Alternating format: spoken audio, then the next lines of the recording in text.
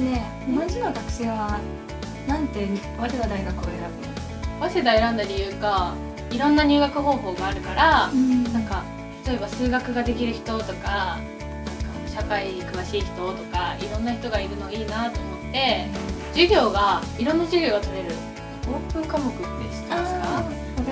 なんか小学部でビジネスをやるけど、科学部の例えば文学部の文学の授業とか、あと理工学部の理系の授業とかも取れるって聞いて、それ面白そうだなって思ったの。そう。なんで入ったの？僕は小学部のトラックって言って、1、2年生はビジネス全般を習うんだけど、3年生から細かく専攻を選べるようになっていて、それがすごい細かくて、そこが好きだったかな。で、留学生だよね。なんで早稲田選んだのか聞いてもいい？早稲田大学がすごくいろいろな入試方法があって、私がいろいろな考え方がある人と出会えたらいいなと思って、そして英語もすごく重要視されているので、留学生として留学先ってお気に入りだけじゃなくて、なんか日本人の学生と対等に意見交流ができるからと思う。そうか。私もなんか留学生いっぱいいるから早稲田来たってさっき言ったけど、なんか入ってみたら思ったより留学生と話す機会とかってないなって思ってて。でも GMP プログラムがあるよ。なんかそれ授業で聞いたことあるけど、なんかどういうプログラムなのかあんま分かってないんだよね。それって授業内容全部英語でやるよってこと？そう。じゃあすごいこっちも英語力も身につくし。そう、留学生もいっぱい入ってくると思う。こんにちは。早稲田大学商学部1年の藤原義也です。小森彩乃です。このビデオでは GMP グローバルマネジメントプログラムの紹介を行います。私たちは入学したばかりで GMP プログラムに興味があり、こうしてビデオの作成に関わっています。早稲田の在学生はもちろん、受験生にもこのプログラムのことを知っていただければ幸いです。それでは GMP の説明をご覧ください。GMP グローバルマネジメントプログラムでは、世界で活躍できる人材、グローバルリーダーの育成を目的としています。グローバルリーダーには、語学力はもちろん、世界と円滑なコミュニケーションを図るためのコミュニケーション能力、現代社会における課題発見能力、問題解決能力、さらにそれぞれの地域の社会背景や文化に対する知識が求められます。GMP はこれらの能力を伸ばすためのプログラムです。求められる語学力の前提として、1、2年時の英語の授業で上級または上級プラスの単位の取得が必要とされていますが、その他のクラスであっても TOEFL/IBT72 点以上、TOEIC730 点以上のスコアを提出、または英検準1級を取得することでプログラムの修了要件を満たすことができます。2年次以降にこれらのコアコースを履修し、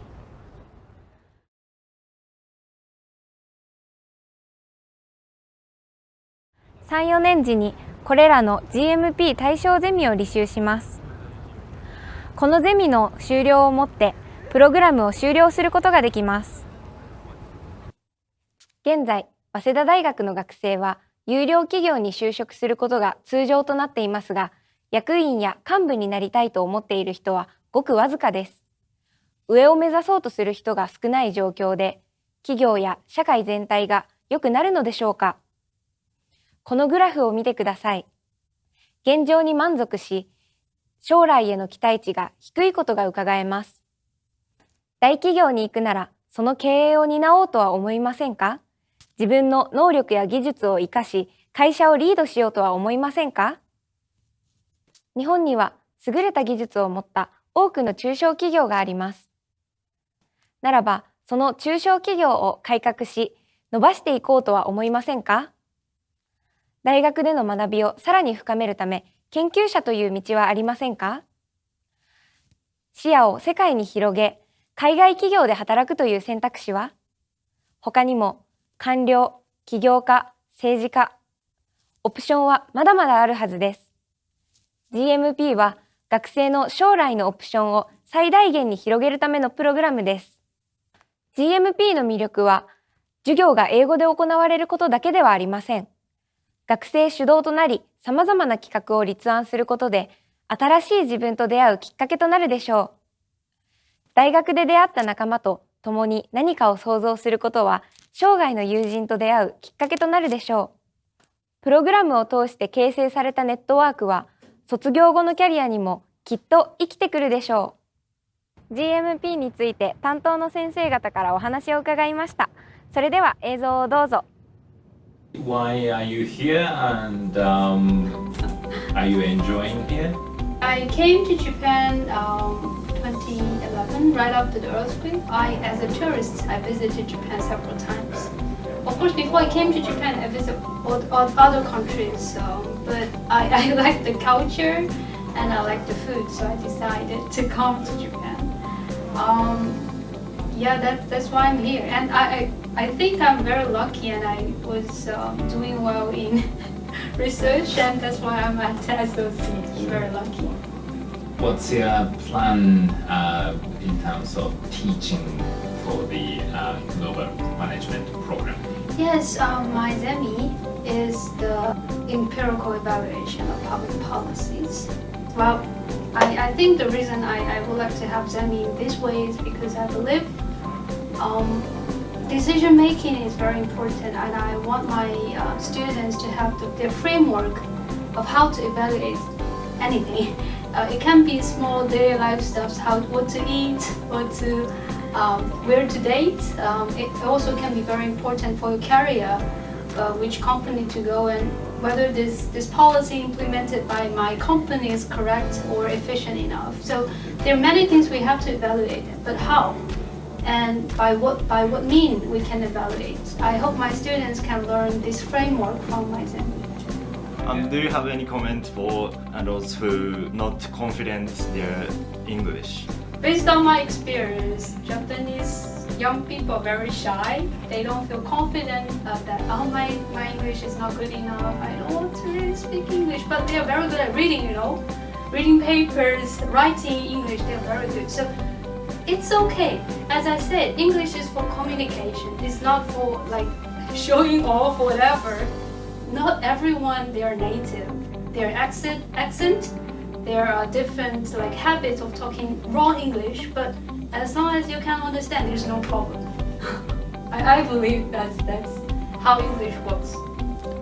Marketing deals with consumers' preferences and how companies can adapt to these preferences in order to sell more products at a higher profit margin and in order to prevent their consumers from switching to another company. So in the Global Management Program, I teach the course of International Consumer Behavior, which deals with how consumers behave and how consumer behavior differs across countries. And students can learn to combine the use of statistical marketing research techniques with their knowledge of marketing.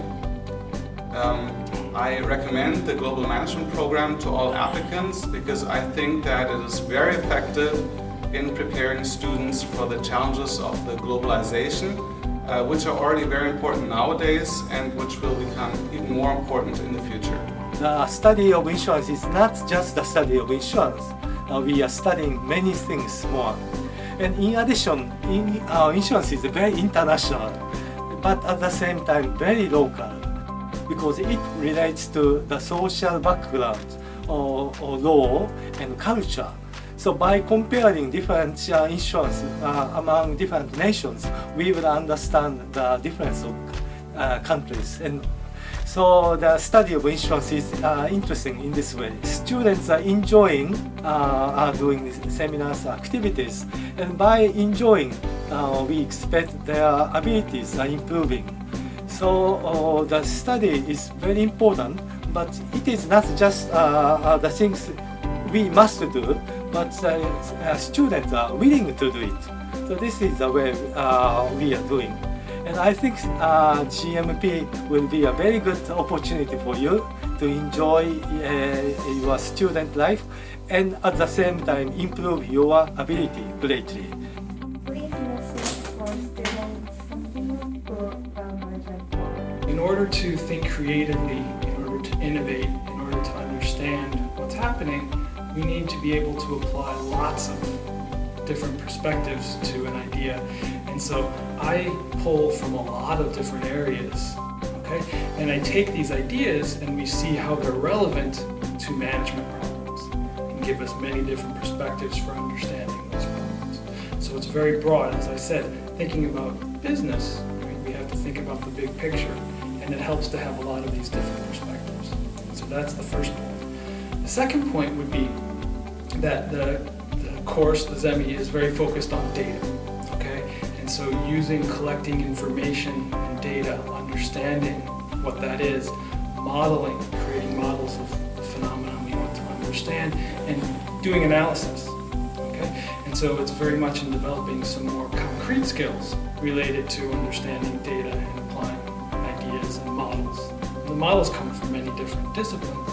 They're all related to understanding management problems.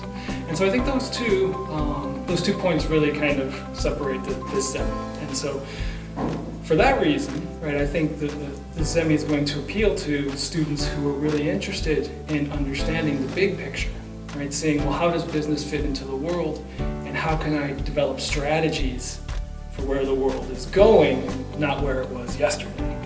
And developing the tools, particularly collecting data, that students will be able to answer their own questions. Those are the books I'm planning to read with you.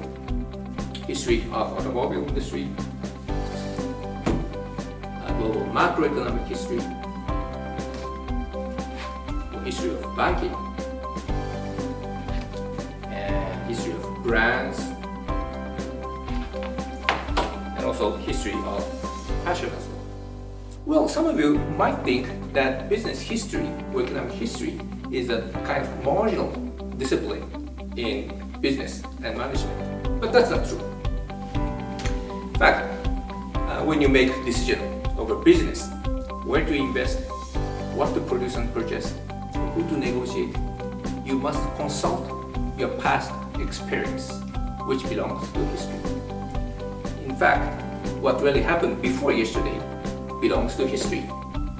So it's pretty important, and it's very fun studying business history. And moreover, studying business in English would broaden your view worldwide. When we talk about the current state of affairs in the world, when we talk about business, we talk about globalization, we talk about sustainability, about CSR, about accounting, about lots of different things. But to me, I think what is the one most important thing is having a global mindset. What does that mean? It means that you expose yourself to lots of different types of thinking, to lots of different cultures, languages, companies, experiences. And the GMP program is designed to give you this. Our goal is really to give you, as WASEDA students, as key policymakers, key leaders of Japan for the future, we want to give you the best global education that we can. And GMP is central to this. So I hope you'll enjoy the program. I hope you'll work hard, and I look forward to seeing you there. So thank you. Okay, so you have finished all the videos of all the professors, and it's my turn. I'm Thomas Suzuki. I'm in charge of public relations of GMP program. I'm one of the professors here covering applied institutional mechanism design, accounting, public policies. They're pretty difficult to explain what they are in short, so some of you might want to know what sort of lectures I do.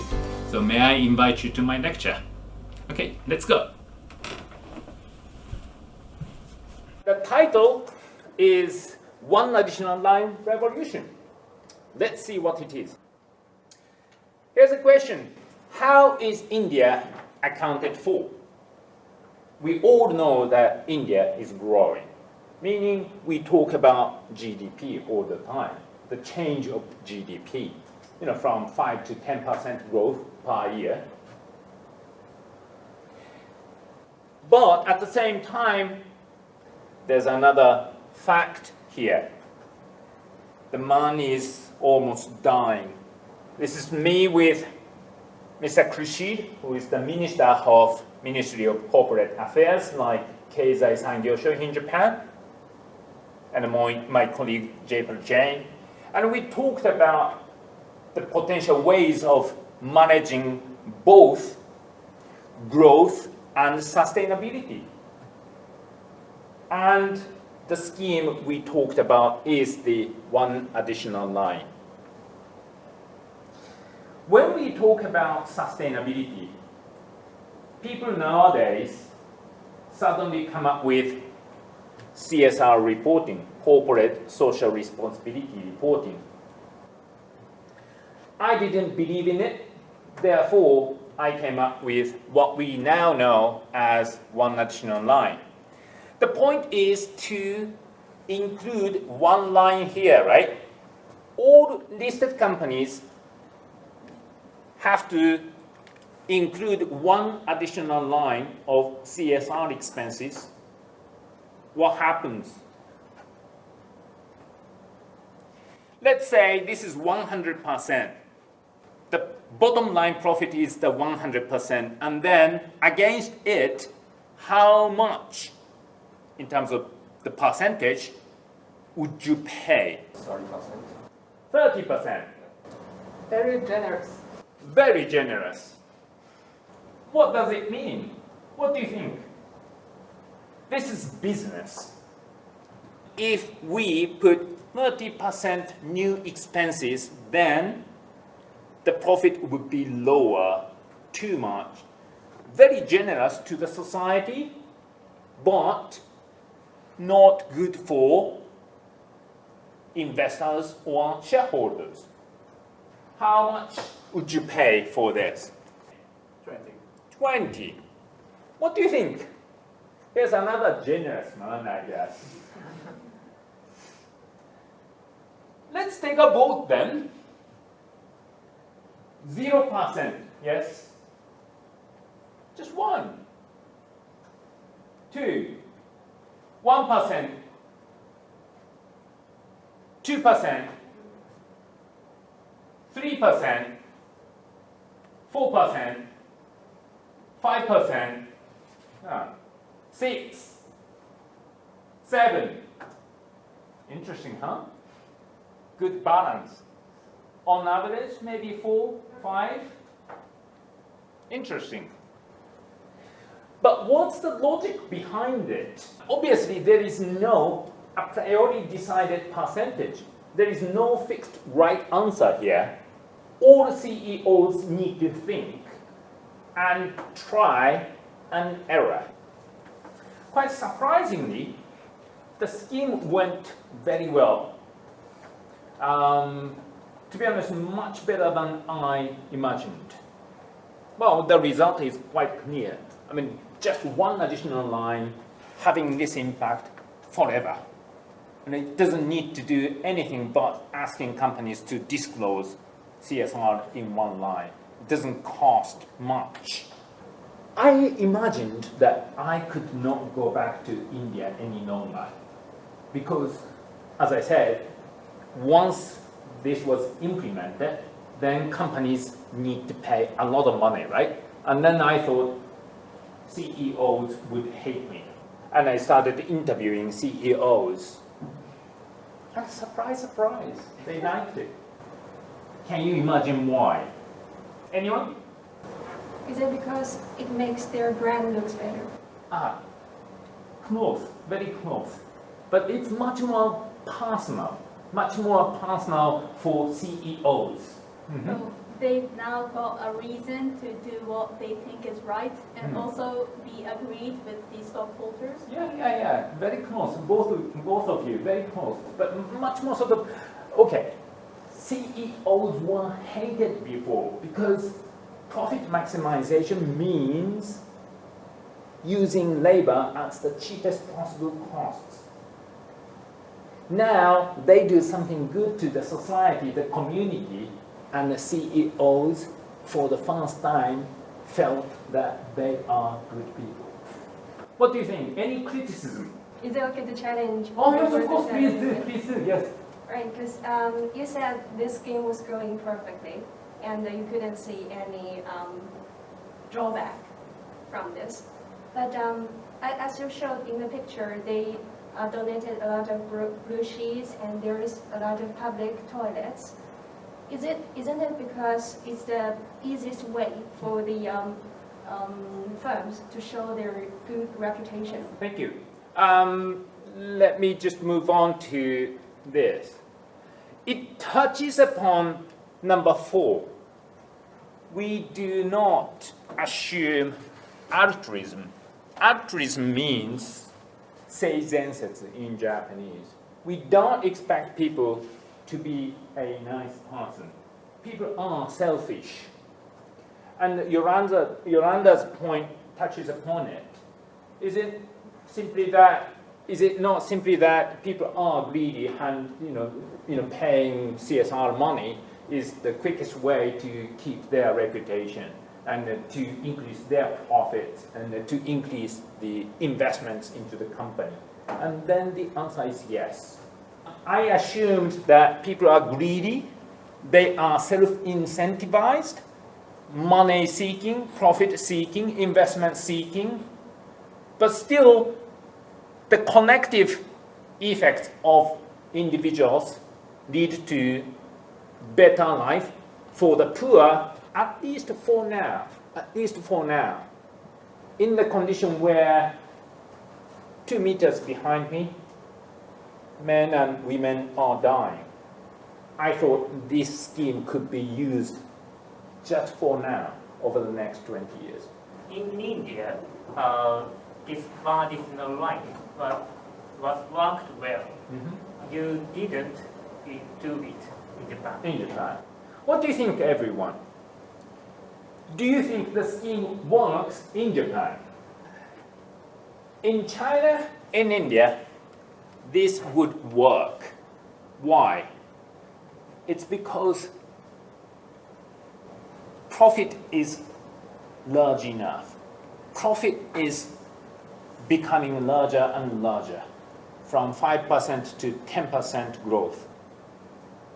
But Japan has been criticized as not growing, not producing large enough profit.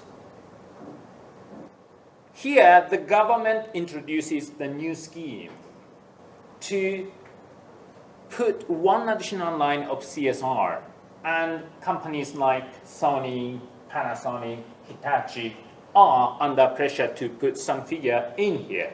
What happens then? That would further lower down the profit. And then what would be the reaction of investors? They would sell the share and share price goes down, and bonuses of the managers would go down. Therefore, they would not put figures here. So the scheme does not work in advanced nations. That was my understanding.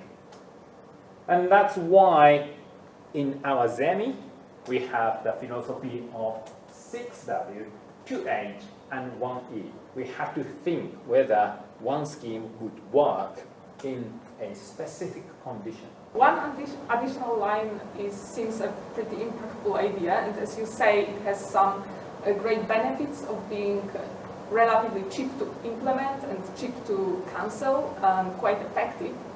However, what about some additional costs that can be hidden here of how to actually manage the CSR donations?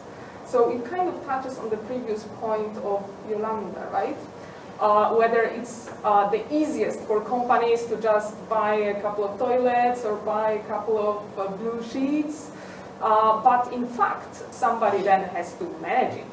So actually, this kind of seemingly cheap solution can have additional costs later down the line. Thank you.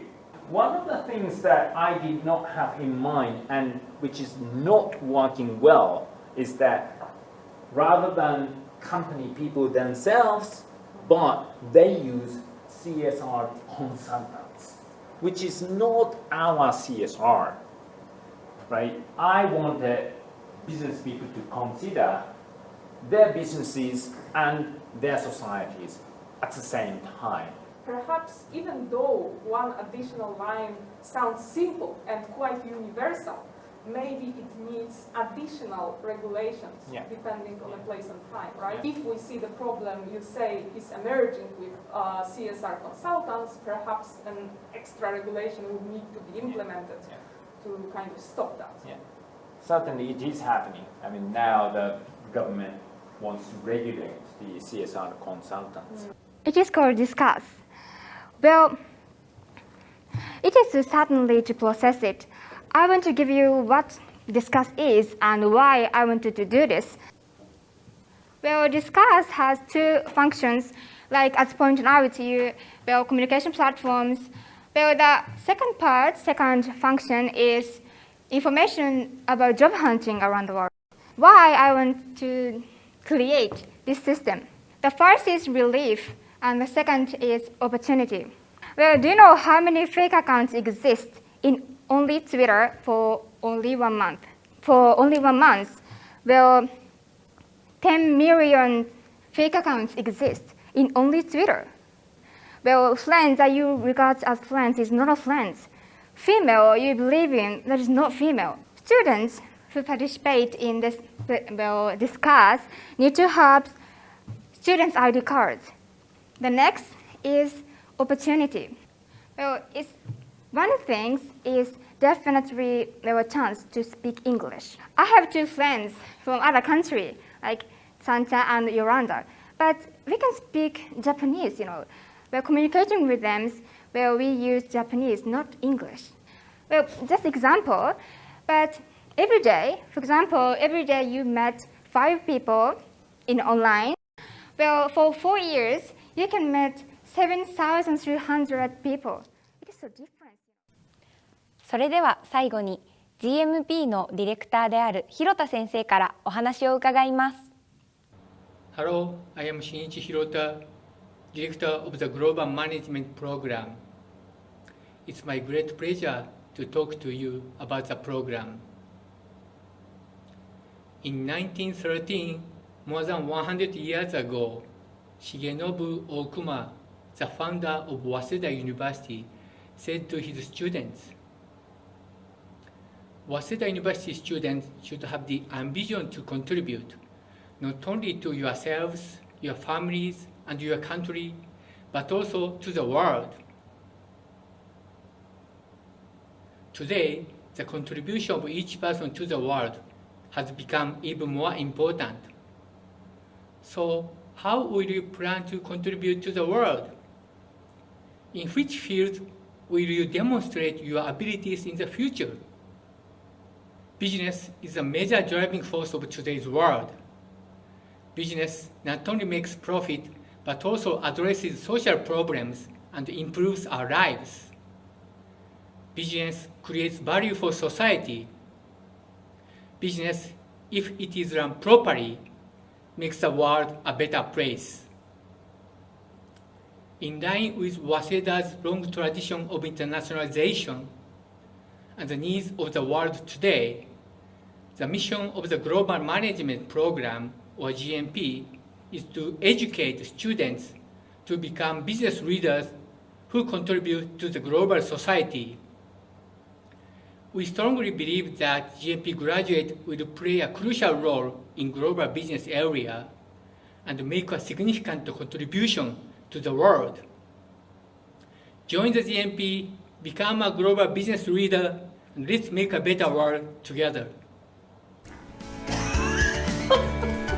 Okay, you ask the question. No.